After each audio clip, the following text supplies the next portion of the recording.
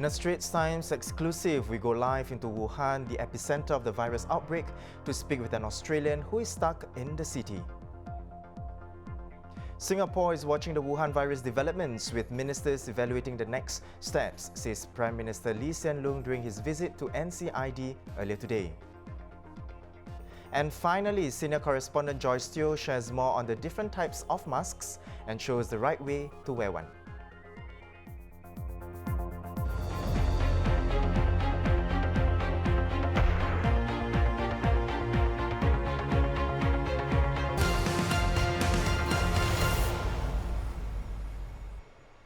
It's 5:30 p.m. here in Singapore. You're watching The Big Story, where we will discuss the hottest topics of the day and explain why they matter. I'm Haryanto Diman, coming to you live from the Straits Times newsroom. The World Health Organization, or WHO, declared today that the coronavirus epidemic in China now constitutes a public health emergency of international concern. I'm declaring a public health emergency of international concern over the global outbreak of novel coronavirus. The main reason for this declaration is not because of what is happening in China, but because of what is happening in other countries. Our greatest concern is the potential for the virus to spread to countries with weaker health systems and which are ill prepared to deal with it. Now, the decision follows rising cases of the virus spread to some 18 countries. The death toll in China rose to 213, with more than 9,700 confirmed cases. Nearly 100 cases have emerged in other countries. In Singapore alone, 3 more people have tested positive for the virus as of yesterday, bringing the total confirmed cases to 13. All 3 are Chinese nationals from Wuhan, and there is no evidence of community spread here.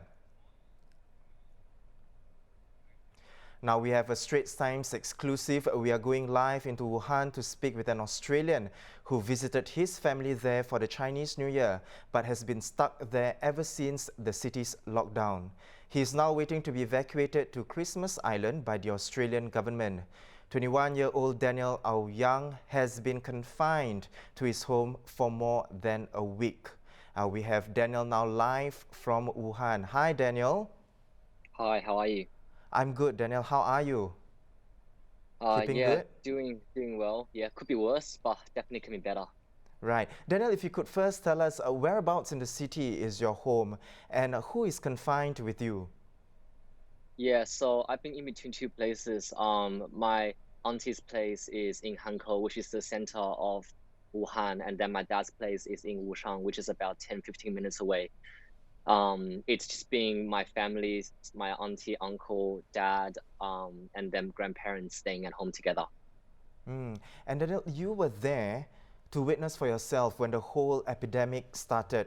How was the situation when news of the outbreak was first announced? What was the initial reaction from the people there in Wuhan?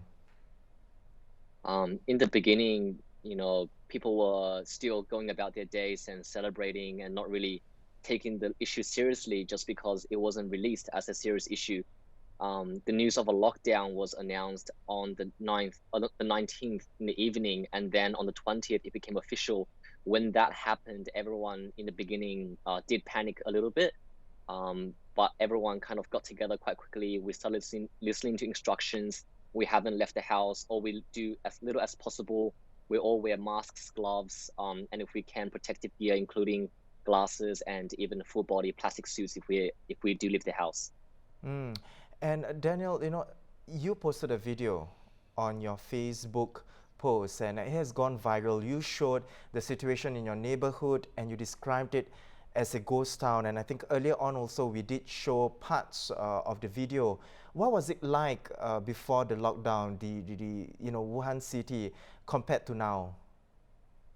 Well, Hankou, we're living in the center of the city. It's like living in the CBD, and having the city where there is normally 11 million people and both sides of the road will always have traffic, sometimes mostly congested. There's people walking as well. And now, looking at it, light rail stopped running. No one's on the street. there's only ever 1 or 2 cars in a 6-lane road, it's quite heartbreaking. And for yourself, Daniel, have you been out? Because we understand that you've been confined to your home now for more than a week. Have you been out of your home? Yeah, I did leave my home twice in the past 2 weeks, but mainly have been confined. I left the house 4 days ago to come to my dad's, and just incidentally, the day after I left, someone in the building where my auntie lives in Hankou came down with the coronavirus. So that was quite concerning for my grandparents over there. And then yesterday, I went out for a supply run to the local grocery store to get some more food for the family over here for the week. Right. Daniel, tell us when you were out, and of course you would have bumped into several people as well. How are they taking to this whole situation in Wuhan? Because you mentioned as well, you described in your post that people look nervous and clearly, you know, they are quite afraid to be out as well. Could you share more on that? Yeah, we're all trying our best to keep calm and be supportive, but of course we always have this fear that we will get the virus from somebody around us. So when we left the house, everyone's wearing masks. Because I didn't have gloves, I wasn't really doing any of the grocery. I was just following along and taking some videos for myself. If somebody was to walk near you, we'd try and keep a good distance from each other as much as possible, and just really going in there, getting what we need and getting out. But you know, seeing people still working at the grocery store, stocking up, working at the cash register, it is very warming to see that people are still sacrificing themselves for the betterment of everyone, to provide these groceries for everyone. Certainly. Now, Daniel, of course, we need to ask, you know, how are you keeping up time and passing time now that, you know, you're confined in your own home? Yeah, so I guess looking at the positives, I'm able to spend a lot of time with my grandparents and really catch up on a whole year of me being gone in Australia and what I've been up to and everything. Besides from that, I've been keeping busy on social media, making a lot of posts and editing my posts to give everyone new updates on what's going on over here, what's going on in Australia. Started making some TikTok videos too, so that's taken up, you know, some hours of my days just to keep myself busy and entertained, I guess. Right. Then on that, you mentioned keeping in touch and, of course, updating people in Australia as well. We understand that you have been keeping in close contact with your mother who is in Australia, and there are plans as well that you've opted for to get you evacuated out of Wuhan and for you to return to Australia. How is that? Where is that progress now? Yeah, so I just got news before coming on over here that apparently that agreement has been made and the plane is on its way to evacuate firstly the elderly, pregnant, and family with kids.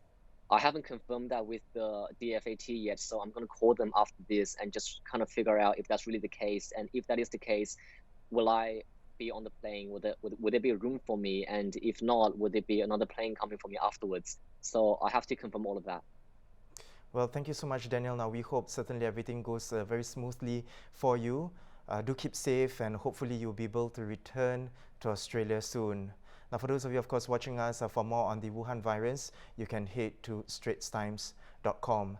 Now, moving on to what's happening right here, Singapore has been taking the Wuhan virus outbreak very seriously from the start, and it is a dynamic situation which is far from over, said Prime Minister Hsien Loong.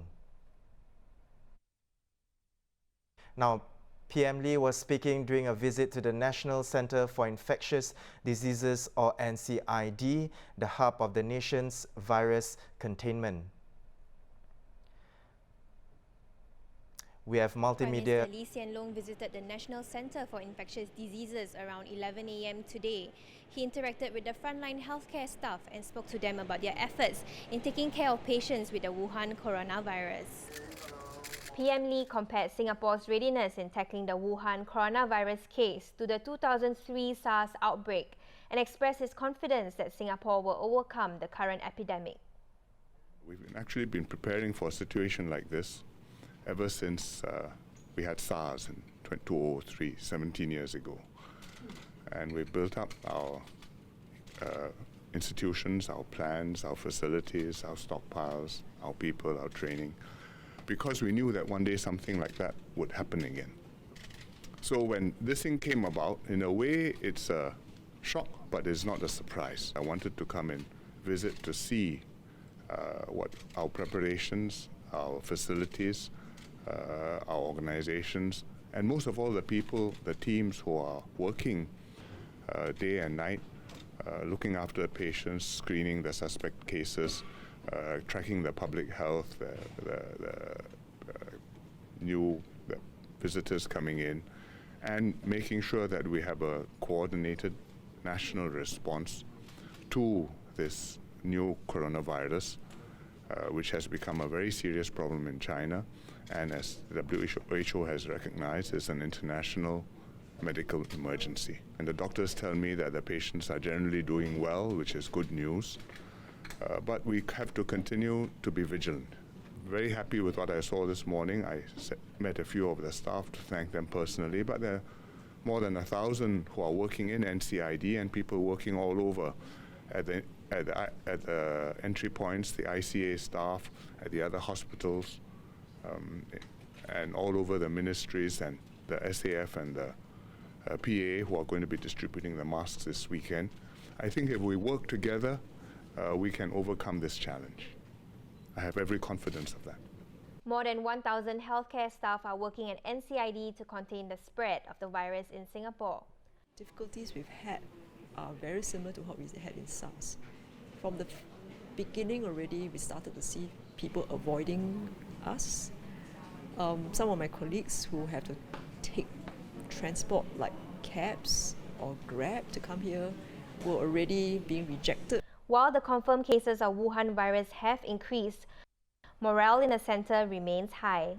You can see a very good team spirit and camaraderie between the healthcare professionals, and it's a good thing, and we support one another and we watch one another's back. Yeah, so it's like a kampong spirit that we are seeing. Now, for more on the video and on the story, you can visit straitstimes.com. On to our third segment, masks are not something that you can wear and automatically get protected against the Wuhan virus. Now, this reminder by Minister for National Development, Lawrence Wong, came amid signs of panic buying of surgical masks in Singapore. More than 5 million masks released to retailers were snapped up in hours, each time a batch was put up for sale over the past 9 days. Medical experts have highlighted that sometimes wearing a mask or wearing it wrongly can give you a false sense of security. Wearing it wrongly may also not be effective. It does not help if you wear a mask but still use your hands to touch your face constantly. There is more likelihood that the virus can spread through contact and through your hands. Yesterday, the government announced that it will give out 4 masks to each Singapore household. We have senior correspondent Joyce Stewart to share more. Hi Joyce, welcome. Hi. Joyce, if you could first share with us, right, the big question is, is it necessary for everyone to wear a mask? Yes, yeah, actually no, it's not. Yeah, and the health authorities have said that, PM Lee said that again this morning. It's not necessary to wear it if you're not ill. Wear it if you have a respiratory infection. Yeah, but otherwise, you know, life goes on as per normal. There's no need to wear a mask everywhere you go. PM Lee also said this morning that, you know, if you wear a mask, it might give you a false sense of security. You think that it actually protects you, but it don't.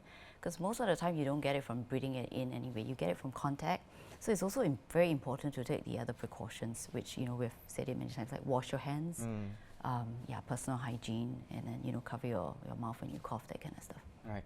Joyce, there are many different types of masks in the market, right?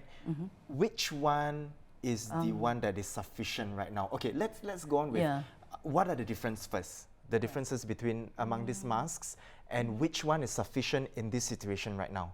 Okay, there are different types, right? So I have a few here. Okay. There's the N95, there's the surgical mask, and then we have the paper mask. You know, some people are wearing cloth masks. So this is the one that they are recommending, that if you want to wear, you wear this. The surgical mask, yeah, and this is the one that's being distributed. Okay. Yeah, this is the mask that will protect you, because it's a 3-ply mask. So there's an outer layer, there's an inner layer that's a filter, and then there's the inside layer.